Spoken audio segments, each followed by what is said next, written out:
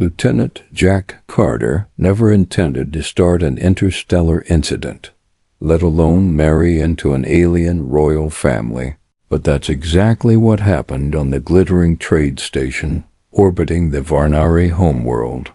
He had been chosen as part of Earth's diplomatic team to represent humanity at the Alliance of Species Summit, a fancy name for a week-long celebration of treaties, trade, and tense introductions. Jack wasn't a diplomat, he was a military pilot with a talent for saying the wrong thing at the wrong time, and yet somehow his name had ended up on the invitation list. It all started during a welcoming feast held in the Grand Hall of Stars where glowing plants hung like chandeliers, and alien music pulsed through the floor in rhythms that made Jack's boots itch. He was seated beside Princess Zelara, the only daughter of Emperor Thalvin, ruler of the Varnari Dominion, a tall and regal woman with luminous purple eyes, silver markings on her face, and an unreadable expression. Jack, trying to be polite, had raised his crystal cup filled with some bubbling blue liquid that smelled like mint and moonlight, and made a toast in what he thought was galactic common. "To peace, new friends, and strange food," he said with a grin, using the translation device pinned to his collar. Around him, the hall grew suddenly quiet. All eyes turned to him, the laughter died, and the music stopped. Jack looked around, confused, his smile fading. Then the Emperor stood up, raised his 4 arms in blessing, and declared in a booming voice, "The human has offered the binding words. The alliance shall be sealed in the sacred union." The crowd erupted into cheers. Streamers of stardust flew from ceiling vents, and Varnari dancers leapt into the air in celebration. Jack blinked, stunned, still holding his drink.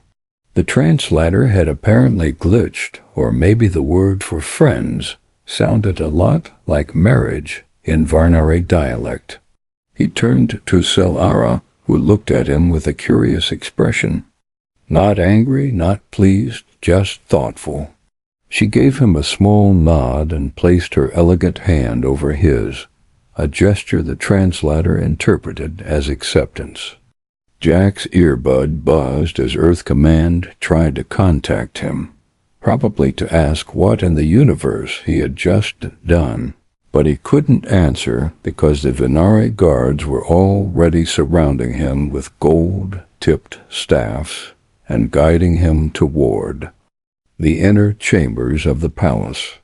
Every step he took made the situation feel more real. The guards weren't laughing. The Emperor wasn't laughing. Zelara was now walking beside him, and when he tried to explain, she simply said, "Do not fear, Jack of Earth. The gods guide strange paths." That didn't help.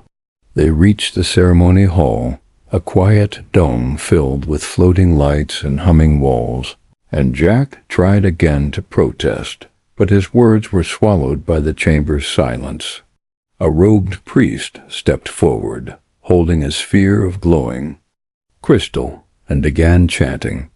Jack felt a strange warmth wrap around his chest. The crystal flashed once, then twice, and then it pulsed in time with his heartbeat. "The bond is made," the priest said solemnly. "Two souls, now one path." Jack stood frozen, mouth open, his brain trying to reboot. Married to an alien princess? This had to be a dream or a diplomatic prank gone wrong with the data. Pad in his pocket vibrated with an official notification. Binding complete.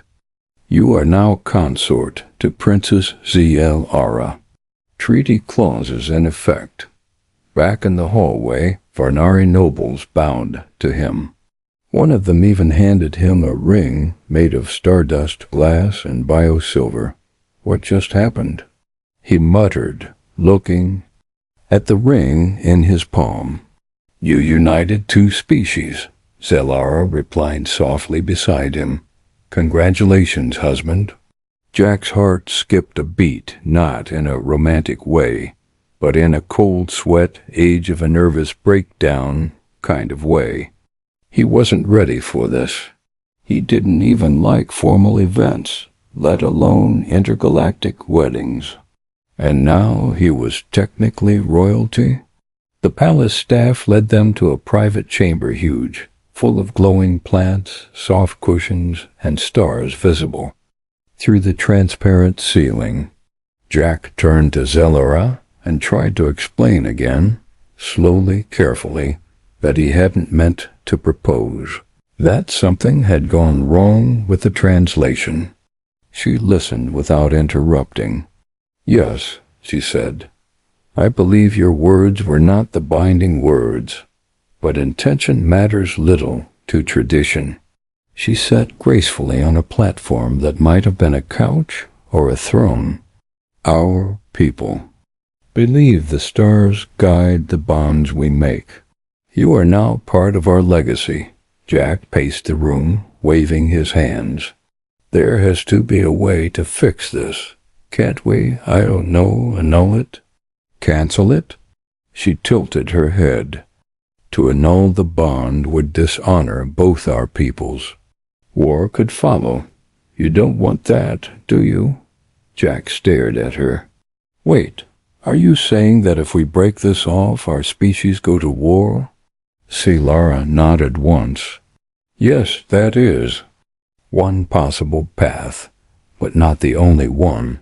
Jack slumped onto the nearest seat. He could already imagine Earth Command pulling their hair out. He was going to be the center of galactic politics, not as a negotiator, but as a guy who married an alien princess by accident. He looked at Zelara, who was now calmly sipping a glowing drink. She didn't look upset. If anything, she looked curious. He realized then that she was studying him the same way a scientist might study a strange new animal. "Why are you so calm?" he asked.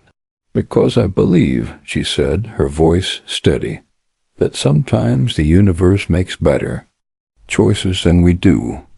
Before he could argue, a chime sounded. A Varnari aide entered, bowing low. "Forgive the interruption, Princess. The Emperor wishes for the binding to be made known. Celebrations will begin shortly." As Zelara nodded, the aide bowed to Jack, calling him Consort Carter, and then left. Jack looked at the ceiling, where distant stars twinkled beyond. "The dome. I'm going to need a lot more of that blue drink," he muttered. Zelara smiled slightly. "It's an acquired taste. Like politics or marriage." Jack didn't laugh.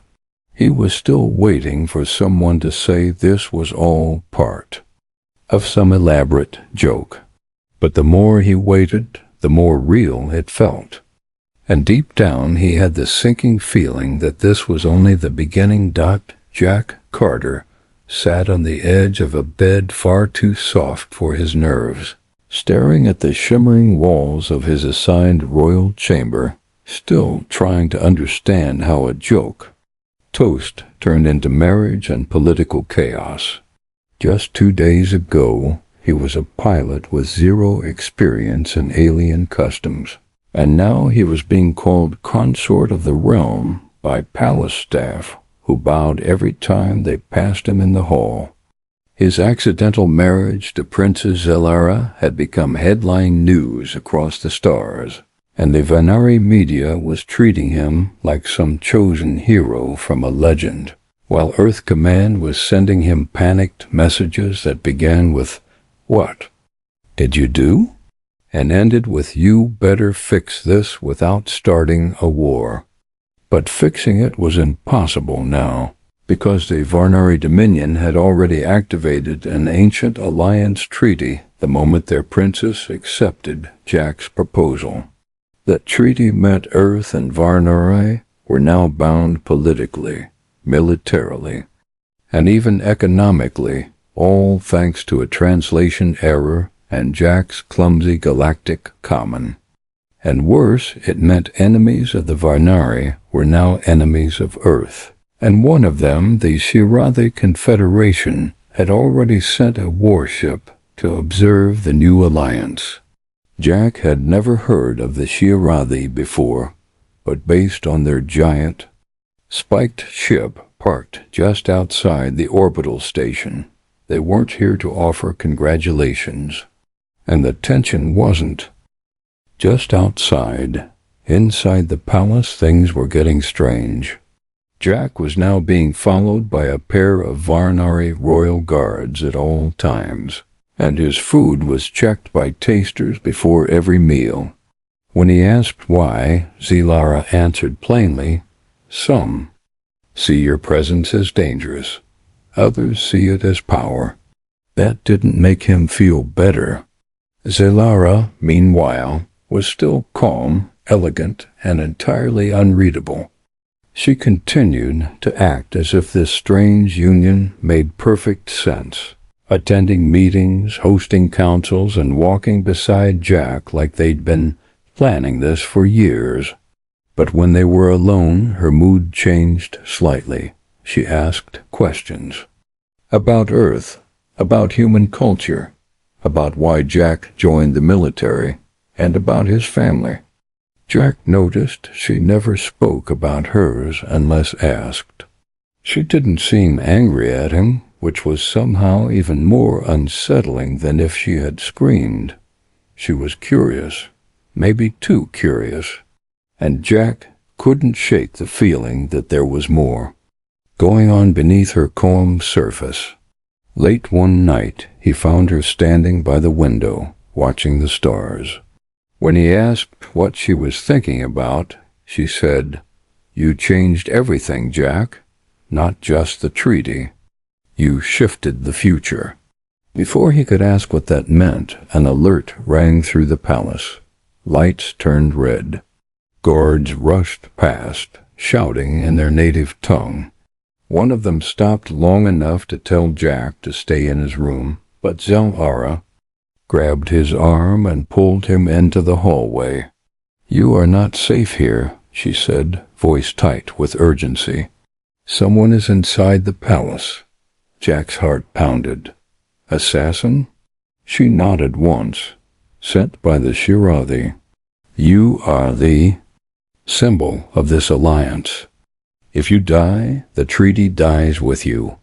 Jack cursed under his breath. He'd signed up to fly ships, not become a diplomatic target. Zilara led him through a narrow hall behind a statue into a hidden tunnel that twisted beneath the palace. "Do you always have escape routes under your throne room?" Jack asked, trying to sound brave. "You would be surprised how often royalty is targeted," she said. They emerged in a small room filled with strange artifacts and glowing crystals. "We will wait here until the guards give the all-clear," she said, her eyes watching the door. But the all-clear never came. Instead, they heard the hiss of the door seal breaking. Someone had found them. Zilara pressed something on the wall, and a section of floor lowered slowly. "Down," she whispered. Jack didn't argue. The shaft took them to a maintenance corridor near the outer edge of the palace, where they could hear faint voices. Above, Jack crept to the nearest vent and looked through. A tall figure in black armor was moving through the hall, scanning with a long, insect-like weapon. Jack pulled back, heart pounding. "He's close." Zilara looked at the floor, then at the pipes running above. "Can you fight?" she asked. "Only when I have to," Jack replied. "Today you have to."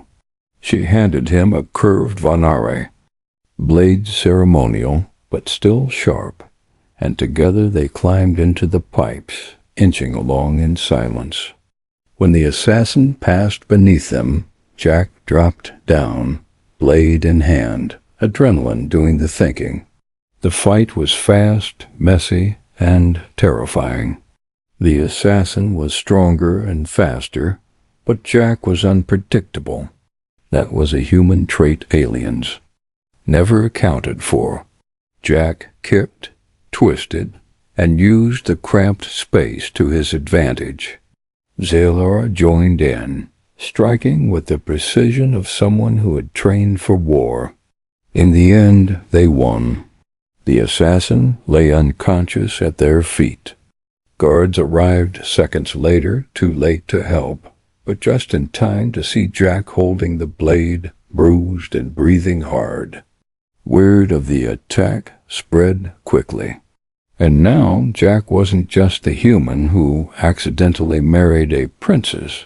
He was the human who saved her from an assassin. Public opinion on Varnari changed overnight. The people loved him. Their enemies feared him, and Jack knew the political game had shifted again. He was no longer a mistake. He was a symbol, a threat, and a target. As dawn broke over the palace, the emperor summoned Jack for a private meeting. The old ruler looked tired, his many eyes blinking slowly. "Your presence here was unexpected," he said. "But the stars do not make errors. The path may be strange, but it is written." Jack didn't know what to say. The emperor continued, "You will remain at Zalora's side, as her partner, as a voice for Earth. The galaxy is watching." Jack left the meeting with a heavy heart. He wanted to go home. He wanted to return to his squad, his old life, his simplicity. But that life was gone now, and something told him this was only the beginning. As he walked the palace halls, now echoing with his new title, he wondered what tomorrow would bring. Because if someone had tried to kill him early into the marriage, what would they do when the real war started? Jack Carter had barely slept since the night of the attack, his mind still spinning from the moment he and Princess Zalora fought off Ashira the assassin in the underhalls of the palace, blades flashing and adrenaline racing like fire through his veins. And now everywhere he went in the royal corridors, alien eyes followed him with curiosity and a strange new respect that made him feel even more out of place than before, as if the palace itself had accepted him as part of its living. Story part legend, part accident, and part soldier of fate. The day after the attack, the Emperor ordered the highest level of security around Jack and Zalora, which meant a constant escort of Varnari elite guards with glowing armor and spears that hummed with energy. And while Jack appreciated the protection, he couldn't shake the feeling that another strike could happen at any moment, especially now that the assassin had vanished from the holding cells without leaving a trace, no sign of escape, no broken walls, not even a heat signature. Just gone, as if the shadows had taken him back. Zalora didn't seem surprised by the disappearance, only more thoughtful. And when Jack asked her what she was thinking, she said something that chilled him. This wasn't a lone attempt, Jack. This was a message. And I fear more messages are coming. That evening, during a diplomatic dinner hosted for a group of alien leaders from neutral systems, Jack was forced into the spotlight once again, seated beside Zalora at the head of a long crystal table under a ceiling made of stardust glass where constellations shifted like living murals, and everyone wanted to see the human consort who had survived a Shirathi blade. The food was strange, but Jack had learned to smile and nod, to speak carefully using the improved translator, now double-checked by 3 Earth linguists. and to hide the fact that his stomach was tight with nerves the whole time. Halfway through the meal, one of the servers, a young Varnari male with golden eyes, tripped and dropped a tray near Jack's chair.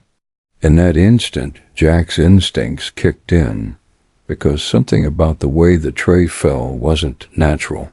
The way the server moved wasn't clumsy, it was calculated. Jack reached for Zell-Era and pulled her down just as the tray exploded with a flash of white light and a burst of sonic shock. Chaos erupted in the hall as guests screamed, guards surrounded the royal table, and the blast echo rang through the domed ceiling. The server was already gone, vanished into the smoke, and though no one was seriously injured, the message was clear. The assassins were trying again, and this time they were getting bolder. In the silence that followed, Jack noticed a small device where the tray had been a disruptor bomb, banned in most systems, deadly if used in close quarters. The Varnari investigators arrived quickly, scanning the area, questioning witnesses, but no one had seen where the server went.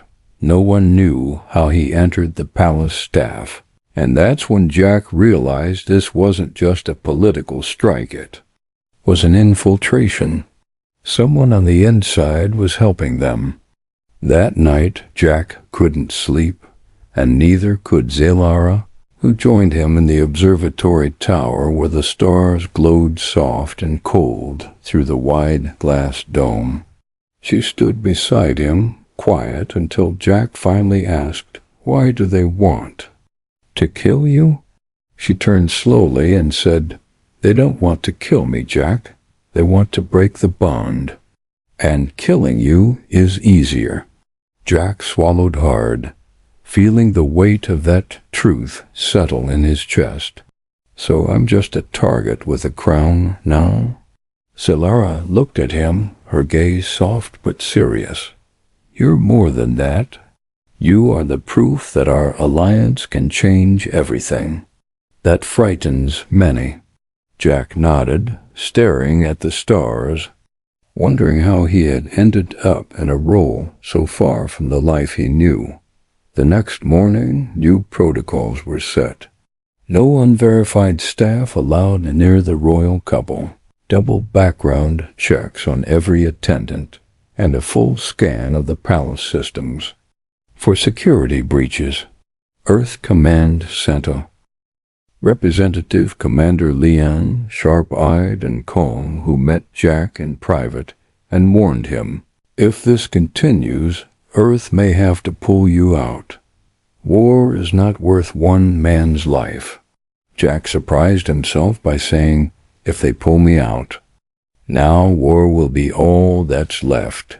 Commander Leon raised an eyebrow. "You sound like a real consort." Jack didn't respond, but deep down, he knew something had shifted in him. He wasn't just trying to fix a mistake anymore. He was standing in the middle of something bigger than himself, and people were dying or killing for it. Later that day, another message arrived, not a bomb this time, but a coded symbol carved into one of the palace walls in a restricted corridor. It was a mark Jack didn't recognize, but Zell-Era did, and her expression darkened. "This is from the Shadowed Order," she whispered. "An ancient group that believes the Varnari bloodline must remain pure, untouched by outsiders." Jack stared at the symbol, a jagged spiral surrounding a broken crown. "So this is about me being human?" Zell-Era nodded. "They see your blood as corruption. Your survival threatens their ideals." The palace guards began searching every floor, every vent, every shadow, but the order was invisible, like smoke in the wind. Days passed with no new attacks, but the silence only made things worse. Jack found himself watching every movement, memorizing faces, checking his food even after it was scanned. Zilara remained calm, guiding the court through political storms, hosting peace talks and walking with grace through a world where death might hide behind any curtain. Then, one evening, Jack found a small note under his pillow written, in old Varnari script. He took it to Zilara, who read it with tight lips. "They're warning me," she said. "They're giving me a choice. End the marriage or they will." Jack stared at her. "And what do you want to do?" She looked at him long and hard before answering, "I want to see where this road leads, even if it's dangerous." Jack didn't know what that meant for them, but he knew one thing for sure: the attacks weren't over. They were only just beginning, and now he was ready. Not just to survive, but to fight back. Because if someone wanted to take this alliance apart, they'd have to go through him. And this time he wasn't running. Jack Carter stood before the great doors of the Varnari War Council chamber, his heart heavy with a storm of thoughts. Because this time he wasn't just here as an accidental husband or a political symbol. He was here to speak for Earth, for humanity, and for peace, even though war already seemed to be crawling at the edges of the stars like fire waiting for air. The palace had grown quieter in recent days, not because the threat was gone, but because it had gone deeper, colder, more secret, like a predator in the grass, and everyone knew something was coming. They just didn't know when. Inside the chamber, alien generals with gleaming armor and unreadable faces sat in a wide circle, glowing charts and battle routes floating in the air above them, and Princess Zilara stood at the center, tall and calm, while all eyes turned. As Jack entered, escorted by Earth's envoy, Commander Leon, who gave him a firm nod but offered no words, as if she already knew this day would come and that it would change everything. Jack stepped into the circle, his voice steady but quiet as he said, "We've waited, we've warned, and we've been attacked more than once. We can't pretend this alliance is enough anymore, unless we act like it means something." One of the Varnari generals, tall and silver-skinned, gave a slow, skeptical look.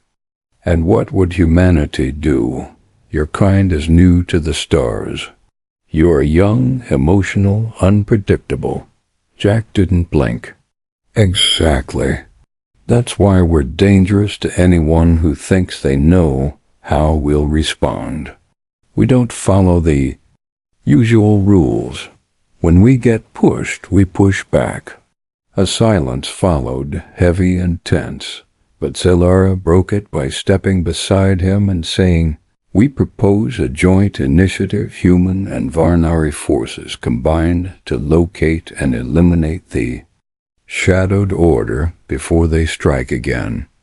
That brought murmurs, objections, cautious nods. "They're not just your enemy anymore," Jack added. "They've already tried to kill me twice, and if I die, the treaty ends. That's their goal."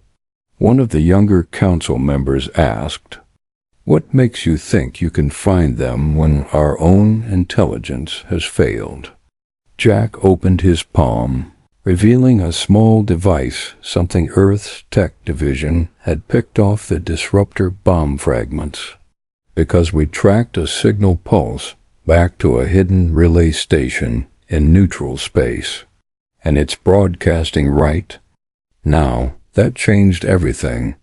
Within minutes, the council voted to approve a secret operation, and Jack found himself aboard a sleek hybrid cruiser, half Earth tech, half Varnari design, heading toward an unmarked moon near the edge of a forgotten system. With him were Zilara, Commander Leon, a hand-picked Varnari strike team, and 2 Earth Marines named Pike and Hara. both silent professionals who treated Jack like a soldier now, not just a passenger. The ship entered orbit undetected, thanks to Varnari cloaking systems, and they dropped in low using silent pods, landing in a dry, dusty canyon near the relay signal. The moon was lifeless on the surface, but riddled with ancient tunnels below, left behind by a race long gone. Inside those tunnels, Jack led the team slowly, following the flickering signal through darkness, unsure if the tightness in his chest was fear or focus. Every step echoed. Every corner felt like it could hold a shadow with a blade. Suddenly, movement one of the Marines spotted a flicker of heat ahead. The team split, advanced in silence, and then the trap sprung. Energy bolts sliced the air, and Jack dove behind a wall as Shirathi mercenaries emerged from hidden chambers, firing with precision. The fight was fierce, brutal, and fast. Pike went down early, but not before taking 2 enemies with him. Hera held the flank while Jack and Zelara pushed forward, fighting side by side like they had in the palace. She moved like fire, swift and graceful, while Jack fought with raw instinct and stubborn will. They reached the relay room and found more than just tech. They found a command center with maps, plans, and a transmission hub still active. Zelara accessed the system and found the truth. The Shadowed Order had been working with certain Shirathi warlords to plan a coordinated strike, not just on Varnari territory, but on Earth's outer colonies too. It was no longer just a Varnari problem. This was war in slow motion, waiting for a spark. Jack didn't hesitate. He activated the transmission hub and sent the data straight to Earth Command and the Varnari Council. They now had proof.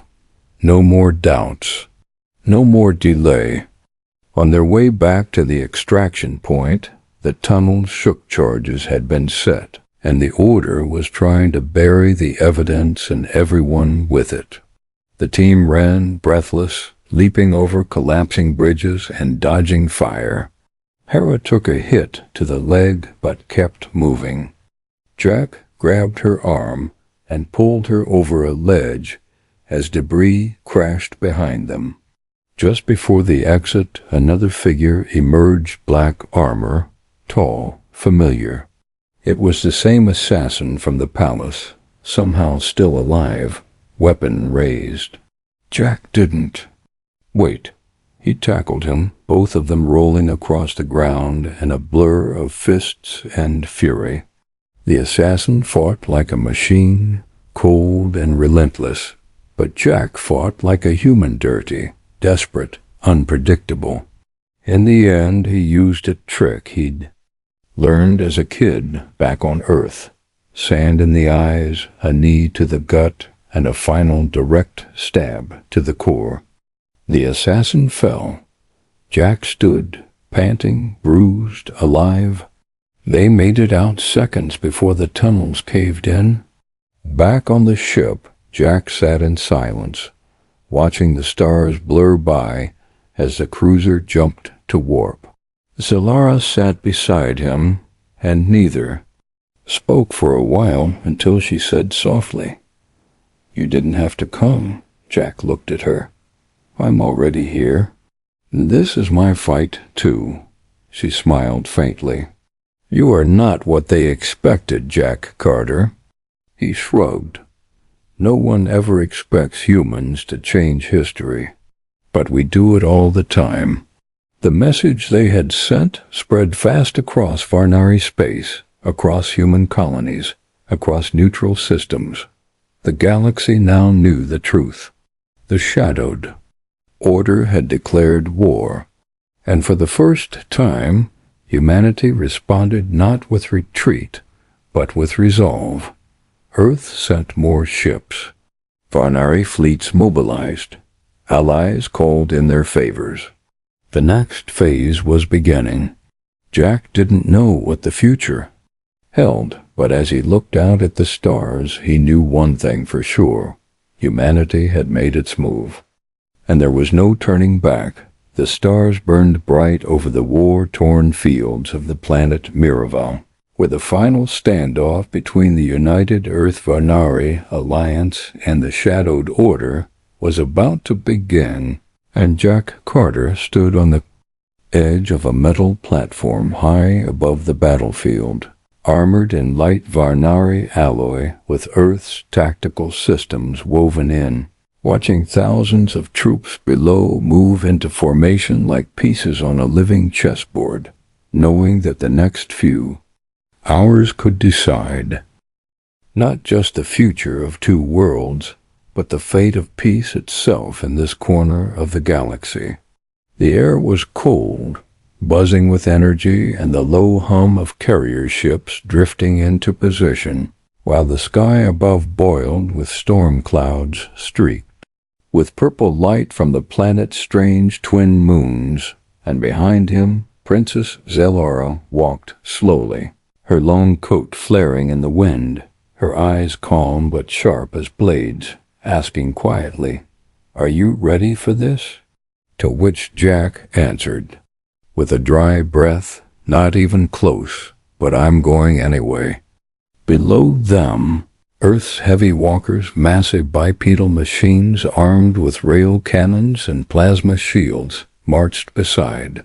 Varnari hovered tanks that glided like shadows over the cracked red terrain, while long-range drones hovered above scanning for signs of the Order's hidden forces, which had retreated into the ancient ruins of a forgotten civilization known only as the Architects, using the deep tunnels and shifting maze-like structures to prepare a final defense that would be brutal, desperate, and unlike anything seen before. Intel said the Order's leader, the Wraith Crown, was somewhere inside the ruined city, protected by zealots and mercenaries with stolen tech, but also strange weapons that pulsed with dark energy never fully understood by either human or Varnari. Science, and that scared Jack more than anything, the idea of going into battle against something ancient and unknown, where bullets and blades might not be enough. Commander Leon arrived with 2 armored Marines, nodding to Jack and Zellara with a sharp tone. "The Order's jammers will go live in 20 minutes. Once that happens, comms will break. You'll be on your own." Jack checked his gear last time, took a breath, and followed the princess and their squad down into the staging trenches where soldiers, both human and alien, were already loading weapons, tightening armor, sharing nervous words of courage or quiet prayers to distant gods.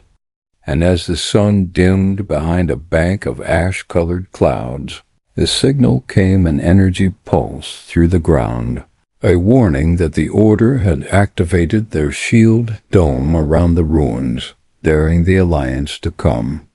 Without hesitation, the first wave launched, heavy fire raining down on the outer walls as fighters screamed overhead and mechs advanced with thunderous steps, shaking the ground beneath Jack's boots as he and his squad pushed forward under, covering fire, weaving through debris and cratered roads toward a breach in the wall carved open by Earth's rail cannons. Inside, the city was chaos, narrow streets choked with smoke, twisted towers crumbling in the distance, and shadows moving too fast to follow. And then came the ambush. From the rooftops, the Order struck with plasma darts and shard rifles, forcing Jack and the others to dive for cover, firing back while drones lit up the sky with tracers and blood-red flashes. One Marine went down hard, but the team kept moving, following Zellara through a hidden passage she had found years ago, during a diplomatic mission now repurposed as a warpath. Deep inside, they reached the core of the ruins, where the energy grew strange, thick, like the air itself resisted their presence. And that's when they saw it floating above a broken altar, a massive obelisk carved with symbols no one could read, humming with black and violet light. And around it stood the last of the Order's fanatics, cloaked in armor etched with burning marks, their eyes glowing with madness. The fight was vicious, close, too close. Blades clashed, guns flared. Jack fought with everything he had, dodging one blow, landing another, covering Zalara's flank as she danced through the fight like a flame, her blade singing with light. They cut down the guards inch by inch, until only one remained, a tall figure in black, masked in silver, who raised a hand and stopped time for a second, or so it felt, as a blast of dark energy surged outward, slamming Jack and Zalara back. The figure stepped forward, removing his mask to reveal a pale, scarred face, one that Zalara recognized. Her brother, lost for years, believed dead, but now standing as the Wraith Crown. Jack stared as the truth shattered around them, and Zalara whispered, K-E-L-E-N ... The fallen prince spoke with a cold voice. You chained our bloodline to a human. You turned our legacy into a joke. I will burn this world to restore what you threw away. Jack stepped forward, blood on his face, weapon raised. You'll have to go through me, Kalen laughed, gladly. The final duel began, fierce and raw, Zalara against her brother, light against shadow, their blades singing a language older than war, and Jack, though injured, joined in, striking when he could, shielding when he had to. Together, they matched Kellen's power, not with more power, but with unity, with trust. At last, Zalara's blade found the mark, piercing her brother's armor, and he fell to his knees, eyes wide, whispering, the stars were never ours, before collapsing as the obelisk cracked and shattered, sending a shock wave that tore through the ruins, dropping the energy dome and ending the jamming field. The Order's forces scattered as allied troops stormed in, and the battle was won. Jack stood amidst the rubble, aching and tired, but alive, watching Zalara close her brother's eyes before turning to him, whispering, It's over. He didn't answer right away. He just looked at her, then at the sky, where the storm was breaking and light was returning. Maybe not peace, not yet, but something close. A balance. A beginning. The war was over, or so they said, but Jack Carter knew better, because the real battle, the quiet one, was only beginning, and it wasn't fought with guns or fleets, but with fear, secrets, and power hiding behind smiles as he stood before the Galactic Concord Tribunal, alone, staring at 100 alien faces that looked down at him like he didn't belong, like he was just a mistake wrapped in flesh. And still he stood tall, the first human in that chamber, the accidental husband of a Varnari princess, the man who had survived assassins, shadow wars, and a duel against a corrupted royal. And now he was supposed to explain why he, a human outsider, had helped lead a mission that killed a former Varnari prince and shattered an ancient power tied to forbidden technology. The whispers had already begun before he entered. Some called him a hero, some a threat, and some wanted him gone because peace was fragile and his story didn't fit the safe version others wanted to write. Princess Zalara had tried to shield him, had spoken in his defense, but many still saw her as blinded by love or politics, And now Jack had to speak not just for himself, but for the truth and for Earth, which was watching from afar, wondering if their one representative would be sent home, exiled, or worse. The tribunal head, a tall being of crystalline skin and glowing veins, asked in a calm voice, "Why did you act without full council approval during the Miraval operation?" And Jack didn't flinch as he replied, "Because the enemy didn't wait for approval to kill people, and I wasn't going to wait for another vote while soldiers died," which drew murmurs from the crowd, some shocked, some nodding. The questions continued political, careful, pointed, and Jack answered all of them with steady honesty, his voice clear even when it shook a little, because he was tired of being underestimated, tired of pretending that being human meant being less. And when the tribunal paused for deliberation, he left the chamber and walked the long, silent halls of the station, staring out at the stars, wondering how one small mistake saying the wrong phrase to a royal alien translator had led him here to the center of galactic history.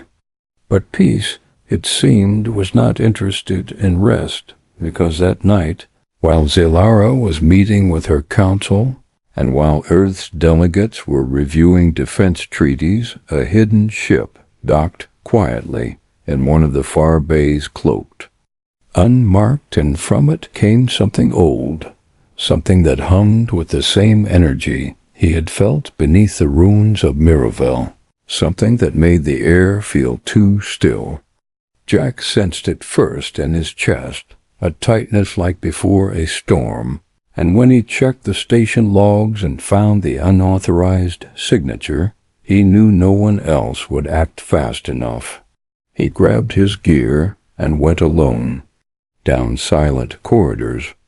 Through emergency hatches he followed the signal until he reached Dock C-17, where a single black shuttle sat like a shadow, with engines still warm. And inside he found the answer. Survivors of the Shadowed Order, not many, but enough to finish what their prince had started. And at their center was a tall figure in white robes and silver markings, a Vanari noble Jack had seen before at the tribunal, one of the loudest voices calling for his removal, now speaking softly into a dark device, awakening what looked like another obelisk, smaller but pulsing. Jack didn't wait.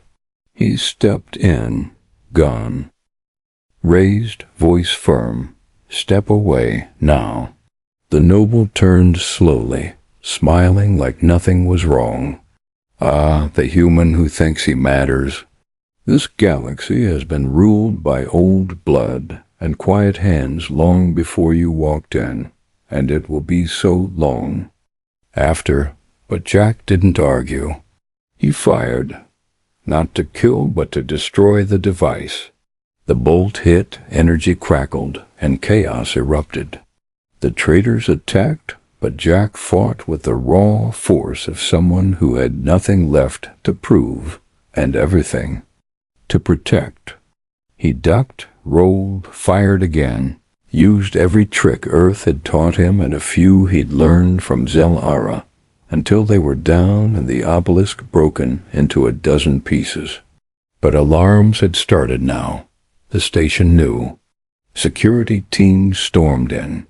Jack was arrested at first standard protocol, but it didn't matter, because within minutes the records from the dock confirmed everything, and the tribunal, shaken by the betrayal in their own ranks, finally saw what Jack had been saying. All along the order wasn't gone, just hiding, waiting, and the galaxy needed people like him, unpredictable, human, stubborn. That night, they didn't exile him. They honored him, quietly, carefully, but it was enough. Weeks later, on a quiet balcony overlooking the blue gas clouds of the Nedari Drift, Jack stood beside Zelara, both of them worn but alive, watching patrol ships pass in the distance, and she asked, "If you could go back to Earth now, would you?" And Jack didn't answer right away.